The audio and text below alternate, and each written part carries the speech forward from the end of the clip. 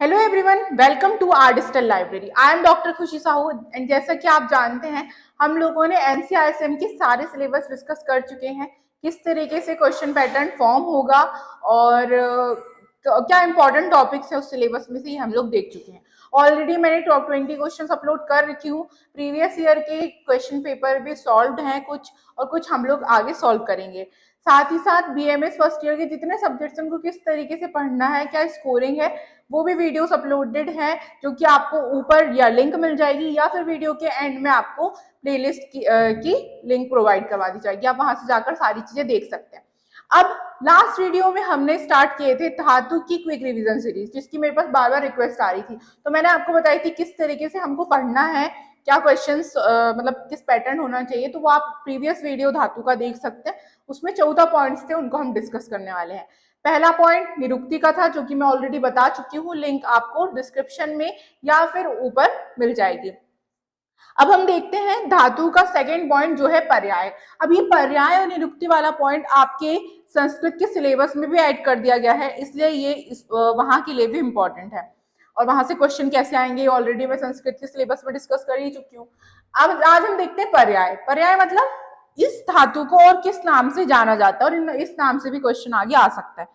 तो पूरा एक कॉन्सेप्ट यहाँ पर तैयार है, मैं आपको समझाती हूँ। तो यदि ये क्वेश्चन संस्कृत में या कहीं पर 5 मार्क्स में आ गया धोखे से, तो आपको इनके पर्याय लिखकर उनकी मीनिंग समझा देनी है। तो आप मैं जो बोल रही हूँ उस पर आपको स्पेशली ध्यान देना है, और आप नोट भी कर सकते हो। रस, पहली धातु है हमारी रस धातु। रस धातु को सौम्य धातु भी बोला जाता है। सौम्य मतलब ये जो होती है सौम्य प्रधान होती है, इसमें सौम्यता होती है ना, न्यूट्रिटिवनेस होती है, तो सौम्य धातु बोला जाता है इसको। तो आप लिख सकते हो सौम्य गुण होने के कारण इसे सौम्य धातु कहा जाता है। आहार प्रसार यानी जो भी आहार हम ग्रहण करते हैं, वो जो कि हमने अभी वीडियोस में देखे हुए हैं कि आहार रस जो है वो 2 भाग में परिणित हो जाता है, एक रस भाग और दूसरा किट्ट भाग। तो वो आहार जो हमने अन्न ग्रहण किए उसका रस क्या है, न्यूट्रिटिव पार्ट क्या है, वो है रस धातु, इसलिए इसको आहार प्रसाद बोला जाता है। देन आता है अश्रककारी। अश्रक मतलब होता है रक्त, कारी मतलब उत्पन्न करने वाला, यानी जो रक्त को उत्पन्न करे। तो हमने ये चीज भी पढ़े हुए हैं कि धातु पोषण मतलब पहली धातु से दूसरी धातु का निर्माण होता है, उसके आगे वाली धातु का निर्माण होता है। तो ऐसे सब में कहीं ना कहीं उसके आगे वाली धातु का नाम जरूर आएगा। तो रस धातु अश्रककारी होती है, यानी अश्रक को उत्पन्न करती है, सॉरी। तो ये इसका पर्याय हो गया। देन धातु सार, धातुओं का सार है। जितनी भी आप बोलोगे तो ओज को बोलते हैं, लेकिन धातुओं का सार क्या है, जब तक रस की उत्पत्ति नहीं होगी वहां तक शुक्र की उत्पत्ति नहीं होगी। यदि कोई व्यक्ति भोजन नहीं कर रहा है ना, स्टार्विंग कंडीशन में है, तो वो उसका आहार रस नहीं बनेगा। आहार रस यानी रस धातु, तो आगे चल के उसकी शुक्र धातु भी नहीं बनेगी, यानी ये पूरी धातुओं में डिफॉर्मिटी हमें देखने को मिलेगी। तो ये धातु सार बोला जाता है। और आहार सार जैसे आहार तेज, आहार का तेज यानी एक्सट्रैक्ट, ठीक है, ये हो गया। देन आता है रक्त धातु। रक्त धातु को रुधिर, शोणित, लोहित और अश्रक, ये 4 नाम तो आपने हर जगह पढ़े होंगे, इसकी कोई मीनिंग हमको एक्सप्लेन करने की जरूरत नहीं होती। ये पर्याय है, रुधिर, शोणित, लोहित, अश्रक। अब आचार्यों ने इसको प्राण संज्ञा दी है। प्राण मतलब जब तक शरीर में रक्त धातु है तब तक व्यक्ति के प्राण जो है वो स्थापित रहेंगे, इस तरीके से। तो इसको एक प्राण संज्ञा भी दी गई है। देन आता है मांसकारी। मैंने आपको बताई थी कि आगे वाली धातु को बना रहा है तो उसमें उसका वर्ड आएगा मांसकारी, मतलब मांस को उत्पन्न करने वाला। देन आता है छतज।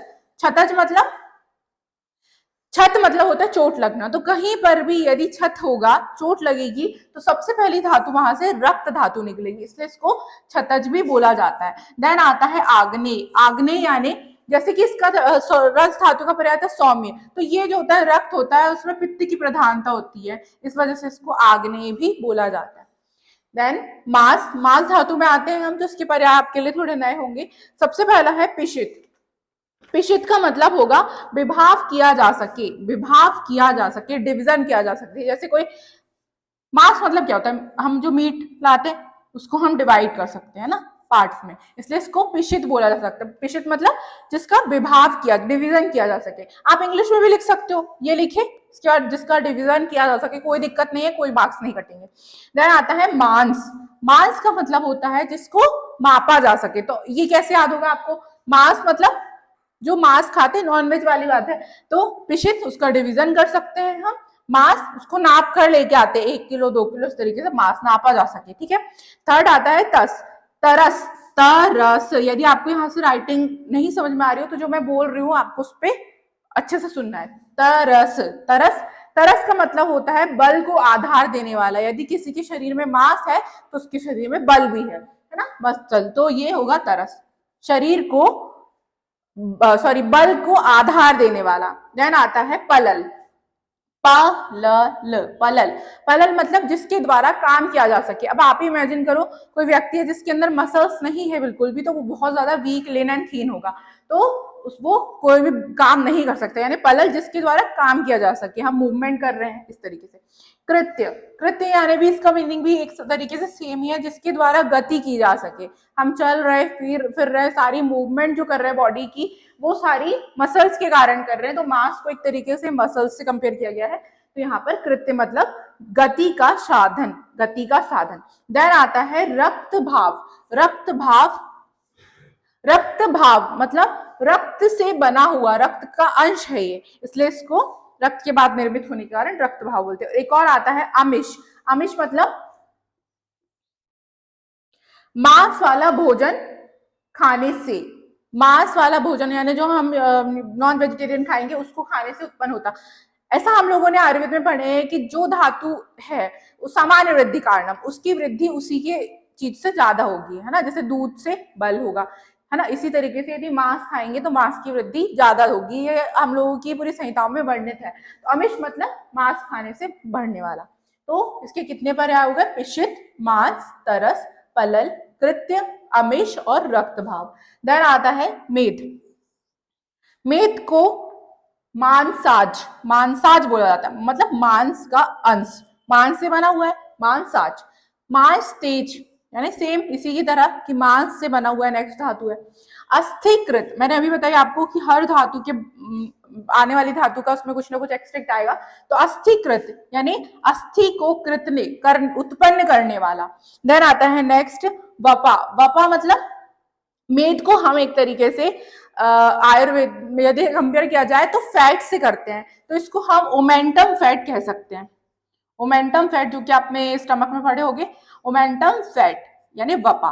और मस्तुलुंग भी इसे कहा जाता है, मस्तुलुंग। अब आप बोलोगे मस्तुलुंग तो सीएसएफ का पर्याय है, तो यही चीज यहाँ पर इंपॉर्टेंट है। यदि कोई क्वेश्चन आता है पीजी पर्पस में भी, तो आपको ध्यान रखना है कि मस्तुलुंग जो है वो सीएसएफ के साथ साथ मेद को भी बोला गया है। ठीक है। देन आता है नेक्स्ट अस्थि धातु। अस्थि मतलब मॉडर्न में इसको बोन से कंपेयर किया गया, तो मैं आपको इसका मॉडर्न में बता देती हूँ। रस धातु जो है वो हम जनरली प्लाज्मा या फ्लूइड से कंपेयर करते हैं मॉडर्न में। रक्त को ब्लड से, मांस को मसल से, मेद को फैट से, अस्थि को बोन से। यहाँ तक आप देख लेते हैं। अस्थि को क्या के पर्याय क्या है? दो ही बताए हैं यहाँ पर। मेद ओज, मेद ओज यानी मेद से उत्पन्न, मांस ओज यानी मांस से उत्पन्न, और मज्जाकृत, कृत वर्ड यानी उत्पन्न करने वाला। ओज मतलब हुआ है, कृत मतलब उत्पन्न करने वाला, तो मज्जा को उत्पन्न करने वाला। तो दो पर्याय हो गए अस्थि के, मेदोज एंड मज्जाकृत। देन आता है मज्जा धातु, जिसको हम बोन मैरो से कंपेयर करते हैं, क्योंकि अस्थि के अंदर होती है। तो अस्थि का स्नेह, अस्थि स्नेह यानी अस्थि का स्नेह, अस्थि क्या है? खोखली अंदर से हॉलो है, उसको फिल्ड करे रखेगा, तो अस्थि स्नेह। अस्थिज, अस्थि से उत्पन्न, अस्थि से उत्पन्न। शुक्र कर, शुक्र कर यानी शुक्र को उत्पन्न करने वाला। ठीक है। और विमज्जित, विमज्जित मतलब क्या होगा? जिसका एक पर्याय है, जिसको एक्सट्रैक्ट किया जाता है, हम बाहर निकाल सकते हैं ना, विमज्जित, इसलिए इसको विमज्जित भी बोला गया। देन आता है शुक्र। शुक्र को मॉडर्न में यदि देखें तो सेमिनल फ्लूइड या स्पर्म वगैरह से कंपेयर किया गया है। तो शुक्र को तेज, इसका एक पर्याय है तेज। रेतस, ये दो तो आपने बहुत हर जगह पढ़े होंगे, तेज एंड रेतस। फिर नेक्स्ट आता है बीज, क्योंकि ये क्या है? हम एक तरीके से जो बेबी है उस फीटस को उत्पन्न करने के लिए 2 बीज की आवश्यकता है according to Ayurveda and modern both, sperm and ovum यानी शुक्र और आर्तव। तो गर्भ को उत्पत्ति के लिए शुक्र एक बीज है। देन शुक्ल, इसका जो हम गुण पढ़ते हैं उसमें आता है शुक्ल, शुक्ल यानी सफेद वर्ण का होता है, तो इसलिए शुक्ल बोला गया है। निर्मल, जो कि मैंने आपको उसकी पहले वीडियो में निरुक्ति में भी डिफाइन की कि सदा निर्मल रहने वाला, सदा शुद्ध माना गया है इसे, तो शुक्र को निर्मल पर्याय भी होता है। मज्जा समुद्भूत, मज्जा से उत्पन्न, मज्जा समुद्भूत, मज्जा से उत्पन्न हुआ है। और पौरुष, पौरुष क्यों बोला गया है? क्योंकि शुक्र को हम स्पेशली पुरुषों के वीर्य से कंपेयर करते हैं, स्पर्म से कंपेयर करते हैं, इसलिए से इसका एक पर्याय होगा पौरुष। तो ये था हमारा टॉपिक जो सारे पर्याय डिफाइन कर रहा था। इसके बाद हमारा फर्स्ट पॉइंट निरुक्ति हो चुका है, सेकंड पॉइंट पर्याय हो चुका है, जो भी 14 पॉइंट से वो मैंने आपको प्रीवियस लेक्चर में डिफाइन कर चुकी हूँ। थर्ड पॉइंट होगा उत्पत्ति, जिसपे हम वीडियो बनाएंगे और ऐसे ही हम 14 वीडियो रेगुलरली अपलोड करेंगे जो AIPGT प्लस आपके UG Sanskrit and all subjects के लिए भी इंपॉर्टेंट है। Thank you so much. Channel को सब्सक्राइब करें, बेल आइकन को प्रेस करें और हमारे साथ बने रहें। Thank you.